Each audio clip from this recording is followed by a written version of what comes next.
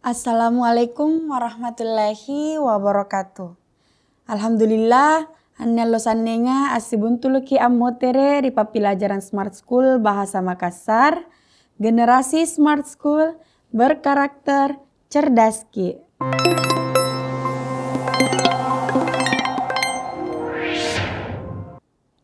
Ante kama kabarata annallo anak-anakku, bajik-bajik jeki ngaseng.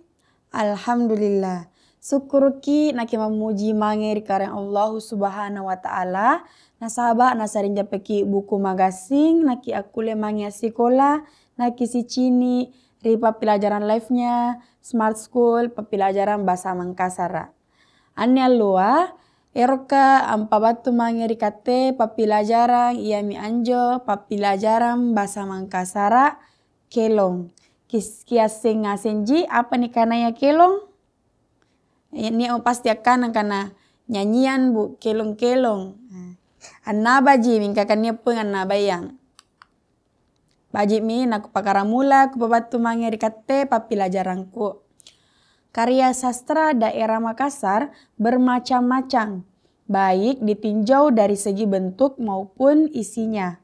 Karya sastra prosa daerah Makassar meliputi rupama atau dongeng, pau-pau, atau cerita, dan paturiolo atau silsilah. Itu merupakan karya sastra prosa.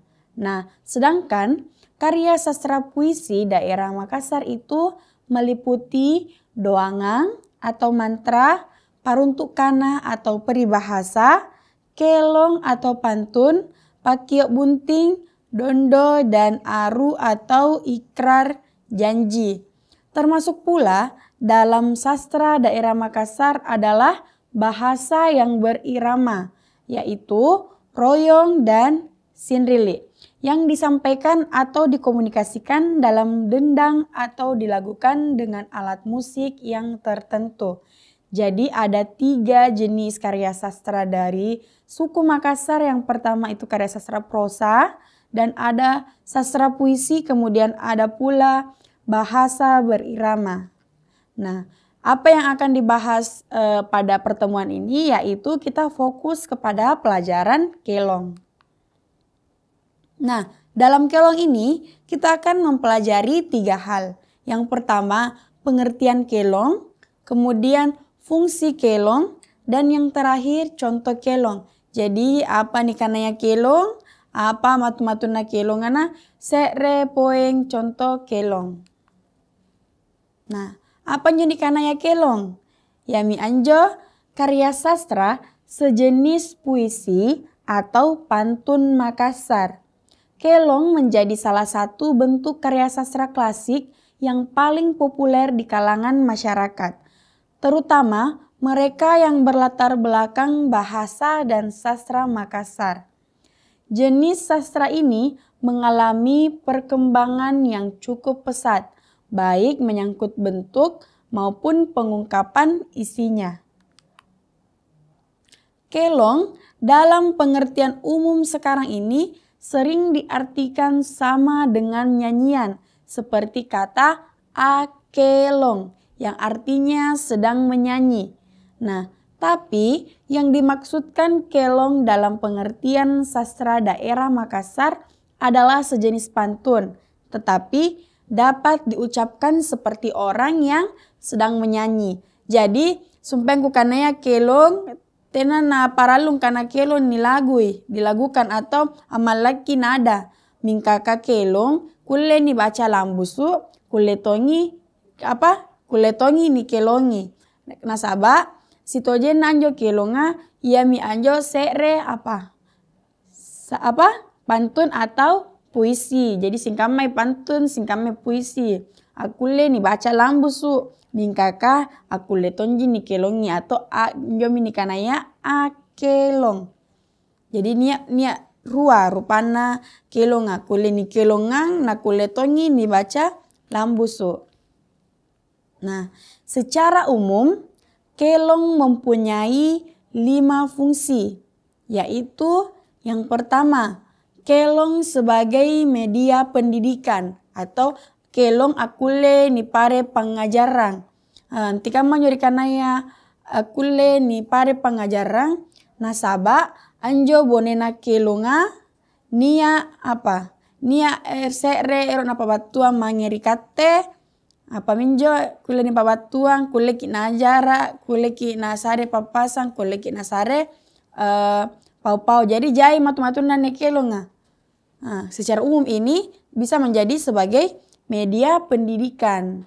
Nah, makarwana kelong sebagai media hiburan. Nah, ia minna puna karena media hiburan kulen anjari pacini-cinikan. Ia minna puna kelong ni kelonga atau ini kelong yang memiliki nada atau irama sehingga bisa menjadi media hiburan untuk kita, sehingga bisa dipertontonkan dan kemudian disampaikan kepada para pendengar dan menjadi hiburan tersendiri bagi kita yang menyaksikan kelong tersebut. Apalagi kalau ketika kelong di kelongan ini penyanyinya suaranya bagus. Nah, otomatis kita yang dengar kayak ih cantiknya suaranya, ih bagusnya suaranya. Itu juga sebagai mengapa dikatakan sebagai media hiburan.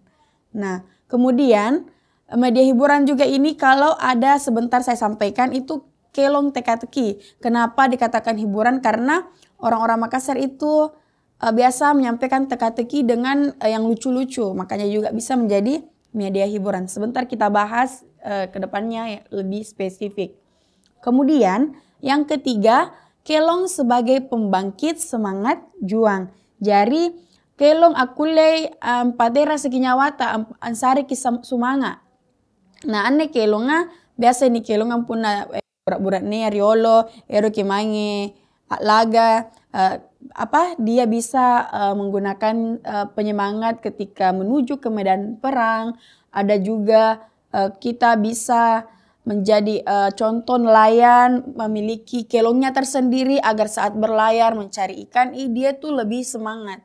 Nah, makanya itu fungsi umumnya kelong sebagai pembangkit semangat juang. Nah, yang keempat, kelong sebagai media komunikasi. Jadi ini kelong tidak hanya menyampaikan hal yang biasa-biasa saja, tidak menyampaikan suatu kalimat yang biasa-biasa saja, tetapi bisa jadi ini sebagai media komunikasi kita. Jadi dari penyanyi dan pendengar itu ingin melakukan sebuah komunikasi, makanya dikatakan kelong sebagai media komunikasi. Nah, yang terakhir, kelong sebagai produk dan pelestari budaya. Nah, ngapa dikana produk dan pelestari budaya? Nah, sabab biasa tong nia ki gapa kelong nia napawangan ki antikama budaya-budaya na Mangkasar ka rimarioloa. Nah, makanya dikatakan kelong sebagai produk dan pelestari budaya. Naleki napawang karena kate torioloa nia kebiasaan ta, nia kamata anne, nia kamayang anne, nia nigaukang anne. Nah, ia menjadikan pelestari budaya. Jadi kelong ini memiliki banyak fungsi secara umum. Nah, penelitian tentang kelong ini sudah ada beberapa buah atau sudah ada beberapa buku sebelumnya sudah diteliti oleh orang-orang dahulu. Nah, contoh yang pertama itu penelitian yang dilakukan oleh Dr. B.F. Mattes dengan judul buku Makassar's Hollands Woordenboek. Nah, Makassar's Hollands Woordenboek ini ditulis pada tahun 1859. Kemudian penelitian tentang kelong juga yang kedua yaitu kelong masyarakat merupakan salah satu pencerminan kepribadian masyarakat Makassar. Nah, buku penelitian ini itu tentang bagaimana kepribadian suku Makassar, bagaimana kayak ada di dalamnya Sirik Napace, tentang bagaimana usahanya, kerja kerasnya, pokoknya kepribadian masyarakat Makassar ini telah dibahas dalam penelitian tentang kelong dengan judul buku Kelong Makassar merupakan salah satu pencerminan kepribadian masyarakat Makassar. Kemudian penelitian yang ketiga yaitu Sastralisan Puisi Makassar yang dibuat pada tahun 1990 oleh Mustamin Basran. Jadi penelitian ini juga tentang sastra lisan puisi Makassar. Jadi anak-anakku pun naero ki angaseng ini kulle ki salang sungke-sungke ni antu salang ki gapan ni puna kala kinne ki gapa bobona nia di Google aku le ki anciniki ilalan na anje bobokas na sangasemi sastra lisan na to Makassar ka yang dibuat oleh Mustamin Basran DKK. Kemudian yang keempat, nilai religi dalam kelong sastra Makassar. Itu dibuat pada tahun 1993 oleh Nasruddin. Jadi penelitian yang keempat ini itu tentang keagamaan, tentang religi atau kepercayaan orang Makassar itu ada diangkat dalam buku yang dibuat oleh Nasruddin pada tahun 1993. Dan yang kelima judulnya yaitu Kelong dan Fungsinya dalam Masyarakat oleh Zainuddin Hakim yang dibuat pada tahun 1998. Anne penelitian yang dipari kita pania kapan kelas suto karena kepoeng korapika yang kelas suka di 1998. Tena pana kelas nania mone na kelong. Sudah ada yang meneliti tentang kelong. Jadi punna eroki boya salang ne kelong kuleki ampoto ne nampak soalnya ulang-ulangnya ki orangnya atau kayak ki angukir ki sinampe atau kuleki foto ro nampak kelle sinampe ki ukir di bota.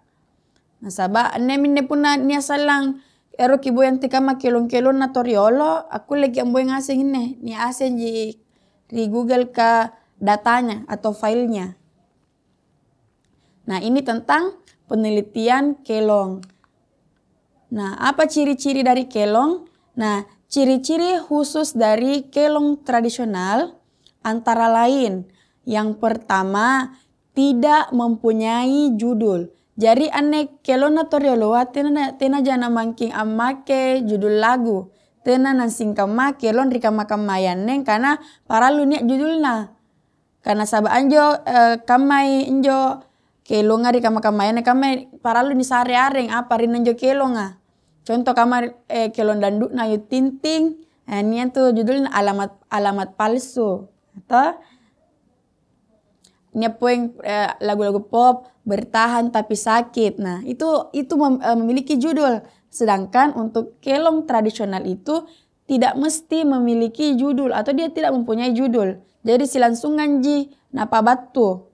Langsung ji napa batu injo kelonga langsung ji napa batu mangirikate mingkaka tena nama laki judul mingkaka anjo napa batu mangirikate sana bajina anu jai maknana. Ya minjo ciri pertamanya yaitu tidak mempunyai judul.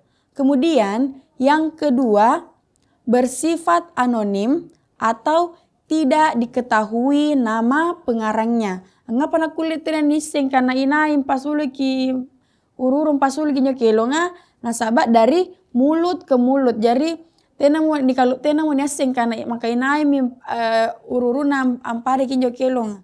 Jadi dia bersifat anonim. Tena nansingkan ma kelong rikama kamayan ne. Jadi dia tidak sama seperti lagu di zaman sekarang yang pasti ada penciptanya, beda yang menciptakan, beda yang menyanyikan. Kayak mungkin lagu diciptakan oleh A namun dinyanyikan oleh si B. Tapi untuk kelong yang dahulu atau yang dulu itu dia bersifat anonim. Tidak diketahui nama pengarangnya. Karena, saya ulang, dia bersifat turun-temurun atau dari mulut ke mulut sampai kita tidak tahu dari sudah keturunan berapa kelong ini sampai kepada kita. Siapa yang menciptakan, tapi makanya dikatakan dia bersifat anonim. Kemudian, yang ketiga ciri-cirinya, baris-baris dalam bait kelong merupakan satu kesatuan yang utuh mendukung sebuah makna. Jadi dia baku sambung menyambung dan memiliki makna yang mendalam. Nah itu ciri dari kelong ketiga. Kemudian yang keempat, kesatuan suara yang terdapat pada tiap-tiap baris merupakan kesatuan sintaksis yang berupa kata atau kelompok kata dengan pola 2-2-1-2. Nah itu kesatuan sintaksis yang berupa kata atau kelompok kata. Nah, kemudian yang terakhir ciri khususnya yaitu jumlah suku kata pada setiap baris berpola 8, 8, 5, 8. Baris pertama 8, baris kedua 8, baris ketiga 5, dan baris terakhir 8. Nah itu makanya kelong-kelong orang dulu itu jarang kita temukan panjang-panjang. Ada juga beberapa kelong yang panjang, ada juga yang tidak. Jadi tidak seperti kelong yang zaman sekarang, mungkin ada 1 lembar lebih liriknya. Tapi liriknya itu selalu berulang. Lirik dari kelong zaman sekarang kan ada yang dikatakan ref. Nah itu openingnya, refnya itu selalu berulang.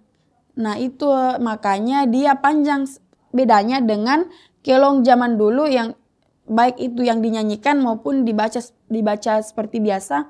Dia pendek tapi dia memiliki makna yang sangat dalam yang menyampaikan sebuah informasi kepada kita atau memberikan sebuah pengetahuan kepada kita. Nah, secara umum kelong mempunyai pula fungsi merekam peristiwa dan pengalaman masa lampau dan masa kini masyarakat Makassar. Kelong selain dapat menimbulkan kesenangan, dapat juga memberikan pengetahuan dan pengalaman yang sangat berharga bagi kehidupan kita. Jadi kelong dia tidak hanya sebagai media yang tadi pendidikan memiliki ciri-ciri khusus, tapi secara umum juga ini mempunyai fungsi untuk merekam peristiwa dan pengalaman masa lampau. Bisa jadi kelong orang dulu itu tentang kejadian apa yang telah dilalui sehingga menimbulkan dia bisa membuat sebuah kelong dengan lirik yang sangat dalam karena merupakan pengalaman masa lampau, atau mungkin ada peristiwa-peristiwa penting dari masa lampau yang dituangkan ke dalam kelong sehingga kita juga dapat pengalaman. Kita juga dapat pengalaman dari kelong yang akan kita dengar atau yang dibawakan oleh Pak Kelong. Nah, di sini ada media pendidikan sebagai salah satu produk dan perekam budaya di satu sisi sekaligus sebagai bagian dari kekayaan rohani di sisi lain.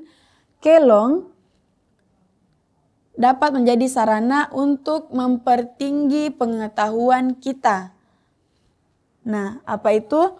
Pendidikan yang nilai-nilai pendidikan yang dituangkan di dalamnya pada garis besarnya dapat dipilah menjadi 2 macam, yakni yang pertama nilai pendidikan yang bersifat keagamaan dan yang kedua nilai pendidikan yang bersifat sosial kemasyarakatan. Jadi ini rua matu-matuna kedong ri media pendidikan. Maka serena ia menjo pengajaran mange di kata pakanta atau pengajaran tentang yang bersifat agama-agama atau kepercayaan-kepercayaan kita. Nah, yang kedua itu nilai pendidikan yang bersifat sosial kemasyarakatan atau anjari pengajaran antekama gota mange ri tau maraing atau mange ri ampi-ampita. Makanya dikatakan bersifat sosial kemasyarakatan. Nah, di sini ada beberapa jenis-jenis atau berbagai macam kelong Makassar atau rupa-rupana kelong Mangkasara. Nah, yami antu makasih rena kelong tekne Pak Mai atau nyanyian yang gembira. Kemudian yang kedua ada kelong susah Pak Mai atau yang dikatakan dengan nyanyian sedih. Kalau orang zaman sekarang kayaknya dia bilang lagu galau. Nah, kalau zaman dulu dikatakan kelong susah Pak Mai. Susah Pak Mai na kodong. Nah, maka taluna kelong sare atau ini sare-sarenku. Atau kelong nyanyian nasib. Kelong boto-botoang atau nyanyian teka-teki yang kayak tadi itu bisa dijadikan sebagai media hiburan. Nah, kemudian kelong padolangan atau nyanyian pelaut. Nah, ini tadi sebagai media perjuangan. Kemudian yang keenam ada kelong pangajara atau pengajaran atau pendidikan. Yang ketujuh kelong tupa biring. Yang ke-8 kelong sibokoi. Nah ini juga kayaknya kelong yang galau sibokoi atau lagu perpisahan. Tapi bedanya apa bedanya dari nomor 8 ini kelong sibokoi dan kelong sare. Kalau kelong sare ini diperuntukkan untuk usia yang masih muda atau belia.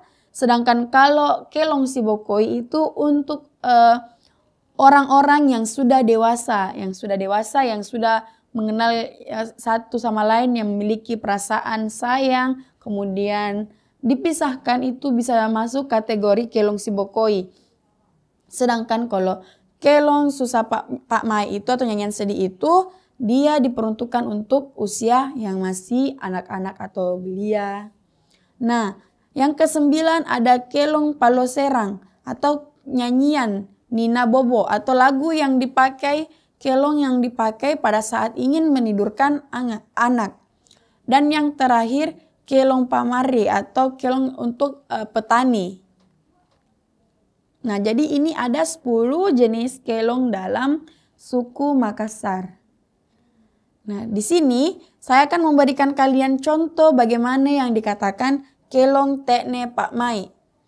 Nah, saya baca, baturate mak dibulang, makutak nang ribintoeng, apa kanana buntil lompo jeki salang. Nah, dalam arti bahasa Indonesianya, telah datang saya dari bulan, bertanya kepada sang bintang, apa yang dikatakannya, menikah dengan Meria engkau kelak. Jadi ada yang tahu kenapa ini masuk kategori kelong tekne Pak Mai atau lagu yang bahagia. Karena dari kata apa? Buntil lompo jeki salang. Itu sebagai ungkapan rasa bangga. Kalau orang suku Makassar itu sebagai orang tua, kalau misalnya dia berhasil dapat buntil lompo anak-anak deh, kayak dia tuh bangga sekali kalau bisa menikahkan anaknya dengan Meria. Kenapa? Karena pada zaman dulu sampai sekarang bahkan kan ada yang dikenal dengan namanya perilaku yang tidak terpuji itu, yaitu si lariang. Nah, itu orang tua sangat mengkhawatirkan atau mewanti-wanti anak gadisnya, baik anak gadis maupun anak laki-lakinya melakukan hal yang ceroboh. Makanya tidak jarang atau sering kali kita mendengar ucapan mama kita atau orang-orang tua kita mengatakan, dek buntil lompo lala joko salangan tu anak. Karena itu merupakan suatu kebanggaan orang tua kita untuk berhasil menikahkan anaknya dengan Meria. Makanya dikatakan kelong tekne Pak Mai karena dia membawa kabar baik. Nah, ini maknanya. Dikatakan kelong tekne Pak Mai atau kelong yang gembira karena dalam kelong ini menggambarkan sebuah berita yang bahagia sebab diramal oleh sang bintang bahwa dirinya akan menikah dengan Meria nantinya. Di mana adat suku Makassar, orang-orang akan merasa bangga ketika dikatakan buntil lompo. Mungkin ada pernah juga dengar tentang buntil lompo satu kelong yang memaksudkan buntil lompo. Nah, kemudian kita masuk ke contoh kedua, yaitu kelong susah Pak Mai. Nah, saya bacakan kelongnya. Puna kucini tawa nirurungang riam makna mak gilim mamia angkerei jeknek matangku.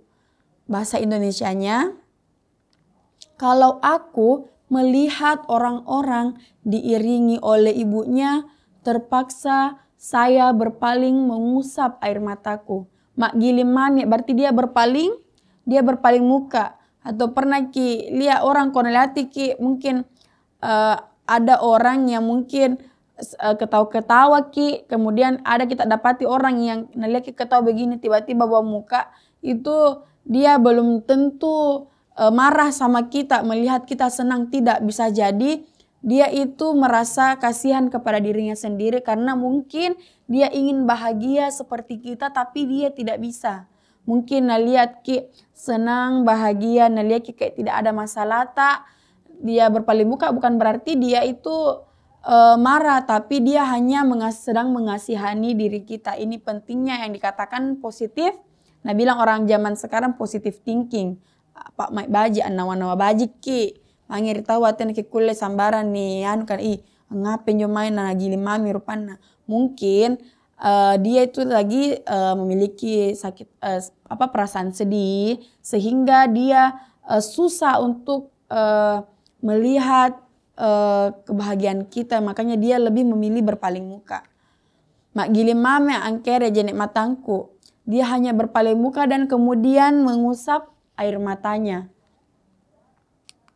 Nah di sini dikatakan kelong susah Pak Mai atau kelong sedih sebab dalam kelong ini menceritakan tentang kesedihan hati seorang anak yang iri melihat orang lain masih bisa bersama dengan orang tuanya sedangkan dia tidak dikarenakan telah ditinggal oleh orang tuanya. Mak gili mama angkere jenek matangku.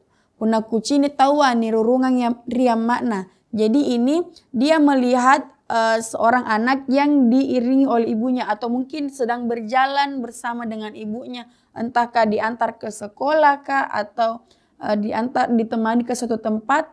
Sedangkan dia hanya bisa berjalan sendiri karena sudah tidak memiliki orang tua. Entah orang tuanya menelantarkan dia atau mungkin orang tuanya telah dipanggil lebih dulu ke Yang Maha Kuasa. Nah itu dikatakan kelong susah Pak Mak. Jadi kayak galau, bunda hatinya, sedih karena sudah tidak bisa seperti anak-anak yang lain yang bisa merasakan kasih sayang dari orang tua. Jadi pelajaran yang bisa diambil dari kelong susah Pak Mak ini ketika kalian masih memiliki orang tua, ada baiknya kalian menghargai orang tua kalian, menyayangi orang tua kalian. Karena di luar sana masih banyak anak-anak yang ingin merasakan kasih sayang kedua orang tuanya tapi sudah tidak bisa. Jadi itu tadi banyak pengajaran yang bisa dipetik dari sebuah kelong. Jadi penak nak kinya baji-baji, anak pun nanya ini bito anta. Kialle miki baji ki, tena ki kule ki garak-garak tato anta. Nah sabab rima rai ngantu jaya na sana na kirokina niat totoana mingka katena mau kamasena kulle. Anjam yun para luri syukuri. Nah, contoh makataluna yaitu kelong sare atau nasib. Nah, contoh saya akan bacakan. Tawa mana kamase ribori naji kamase. Nakeri kodong kue rangi se riambori. Nah, dalam arti bahasa Indonesianya, orang walau hidup melarat di negerinya saja, mirisnya saya kubawa ke negeri lain. Jadi ini seperti orang yang sedang mengeluhkan nasibnya di mana dia melihat mungkin di suatu kampung itu orang hidupnya miskin tapi begitu merantau ke negeri orang dia sudah bisa sukses. Sedangkan dia mau dia di kampungnya sendiri atau telah merantau di tanah rantauannya itu dia masih merasa kesusahan. Nah ini maknanya. Dikatakan kelong sare atau nasib karena dalam lagu ini menceritakan curahan hati seseorang yang membandingkan dirinya dengan orang lain. Di mana nasib orang lain itu hanya melarat di kampung halaman sedangkan dia bahkan di tanah rantauan pun dia merasa dirinya masih miskin atau melarat. Nah makanya dikatakan kelong sare atau kelong nasib karena yang dibahas di sini tentang nasib seseorang. Kemudian ada contoh lagi dari kelong boto-botoa. Nah di sini atau kelong teka-teki. Kubaca yang ki kelonna punna nukana kalenta cara deki nama ngaseng botoi bedeng niat berasana mingka tobanna nakandre. Kiasen kira-kira niat maka apa minne? Punna nukana kalenta cara de niat berasana mingka tobanna nakandre. Lek bagi alangnya rekinnya boto-botoanga. Batuan bahasa Indonesianya, kalau engkau anggap dirimu pintar dan berpengetahuan, cobalah terka ada berasnya tetapi justru tempayannya yang dimakan. Niat berasana mingka tampakna njo berasa kanakandre. Apa njo? Niat ngaseng ne Kupawangki anuna jawabanna apa niak berasana mingka tobanna nakan remianjo rapo tangan-tangan atau buah pepaya. Pernah lihat toh buah pepaya ketika dibelah di tengahnya itu memiliki biji. Itu yang diperumpamakan seperti beras. Nah, mingka tempayan yang dimakan karena pepayanya yang dimakan. Wadahnya dari biji itu yang dimakan, sedangkan bijinya dibuang dan pepayanya yang dimakan. Makanya ada boto-botoa niak berasana mingka tobanna jinakan re. Nah itu tobanna itu dari kumpulan dari biji-biji buah pepaya. Nah pada kelong ini sudah sangat jelas bahwa kelong ini mengandung teka-teki suku Makassar. Orang-orang dahulu pun telah mengenal yang namanya teka-teki yang membuat kita tahu bahwa orang suku Makassar adalah orang yang cerdas dan kreatif. Jadi toriolo pun nesen di akar teka-teki hati tau di kamar-kamayan di mana toriolo nesen ji. Jadi puna motereki puna niatnya pa neneta kaketa ya rekamata bapata kiali kikuta anak-anak kisare be ngamak boto-botoang. Lalu kangaseng yang tika ma boto-botoana torioloa. Itu bagaimana teka-tekinya orang dulu. Nah di sini akan saya sampaikan juga tentang kelong pakarena. Pernah dengar kelong pakarena? Ika teri turatea bau ada tak mario luas sayang aule pakarena ya la biri panggaukan punania Pak gau kambau nia tempoan saya aule suku bajina punania pakarena lego bau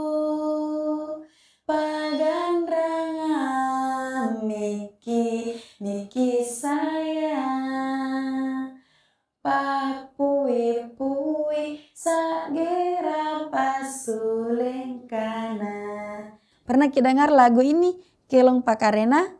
Nah ini artinya kami adalah orang-orang atas, yang dimana dikatakan ini orang-orang atas adalah suku Makassar yang memiliki adat yang dipegang sejak dahulu, di mana ada tari-tarian yang anggun dalam setiap penampilan.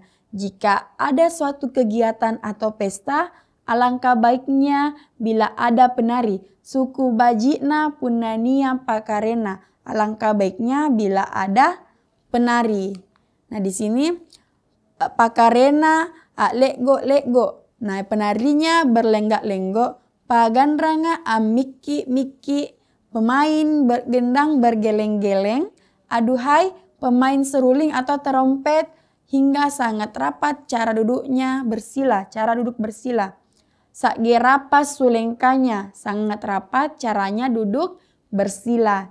Nah di sini apa makna dari kelong pakarena ini? Yaitu dalam lagu Pakarena mengisahkan dua penghuni negeri yang berbeda yaitu Botilangi dan penghuni Lino.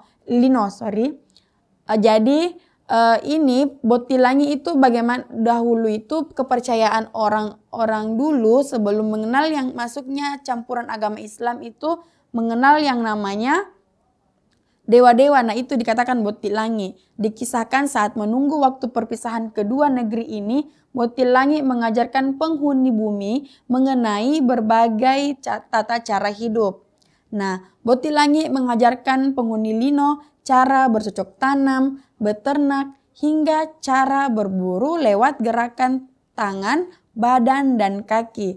Nah dengan rasa syukur ini, penghuni di bumi itu meramu setiap gerakan dan menciptakan yang namanya Pakarena. Jadi setiap acara-acara pesta juga itu biasa kita sering temukan bagaimana orang-orang itu menyambut tamu kehormatan dengan tari Pak Dupa. Nah itu juga ada maknanya. Jadi itu dari makna dari Kelong Pakarena itu berawal dari bagaimana cara diajarkan dewa-dewa cara bercocok tanam, berternak sehingga diramu menjadi sebuah gerakan.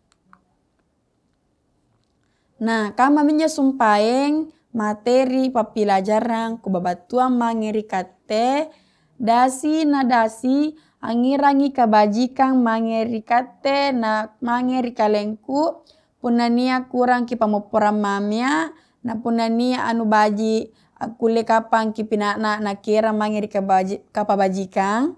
Inake Siti Nurheda ero apalakana. Assalamualaikum warahmatullahi wabarakatuh.